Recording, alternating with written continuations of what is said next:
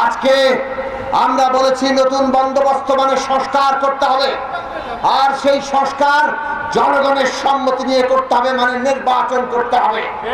কাজেই যারা বিচার এবং সংস্কারের সাথে নির্বাচনের দ্বন্দ্ব করেন তারা আসলে জনগণের বাংলাদেশ প্রতিষ্ঠা করতে চান না।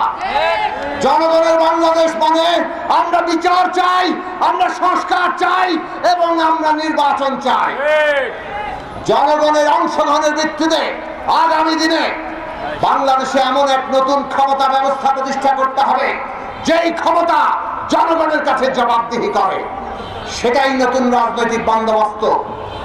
বাংলাদেশে সেই বন্দোবস্ত গড়ে তোলার জন্য বাংলাদেশকে জনগণের বাংলাদেশ, অধিকার মর্যাদার বাংলাদেশ, বৈষম্যহীন এবং অন্তর্ভুক্তিমূলক বাংলাদেশ গড়ে তোলার জন্য আমাদের জনগণের নিজস্ব রাজনৈতিক শক্তি দরকার।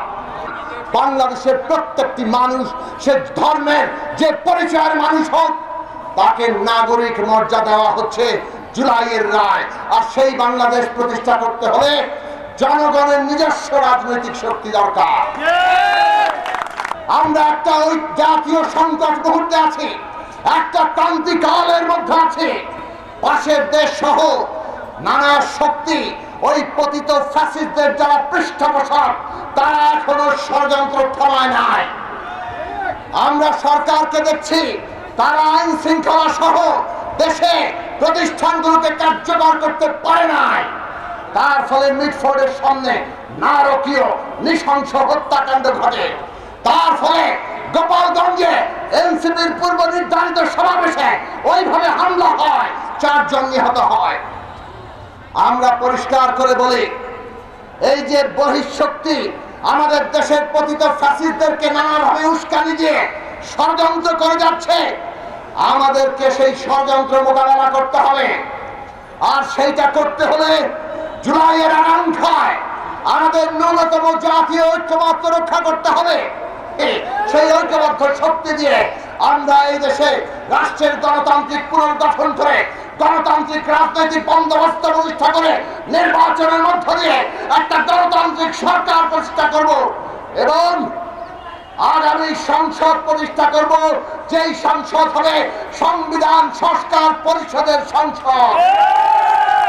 জনগণকে ঐক্যবদ্ধ করি, জনগণের শক্তি গড়ে তুলি, আর বিচার সংস্কার নির্বাচনের জন্য জনগণকে ঐক্যবদ্ধ করি। কোন ষড়যন্ত্র যাতে বাংলাদেশকে ধ্বংস করতে না পারে। আবারও বলি, ষড়যন্ত্রকারীদের সম্পর্কে সতর্ক থাকবেন। নানা ঘটনা ঘটিয়ে অস্থিতিশীলতা তৈরি করে তারা বাংলাদেশে এই বিচার সংস্কার আর নির্বাচনের প্রক্রিয়াকে বন্ধ করে দিতে চায়।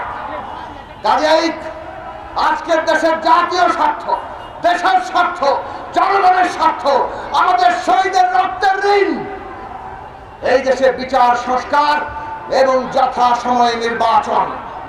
কাজেই এই বিচার সংস্কার নির্বাচনের জন্য আসুন ঐক্যবদ্ধ হই।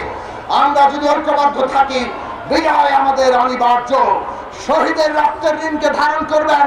শহীদদের চাইতে এখন বড় হতে চান না, শহীদদের চাইতে বড় হয়ে আমরা বাংলাদেশকে ঐক্যবদ্ধ রাখতে পারবো না।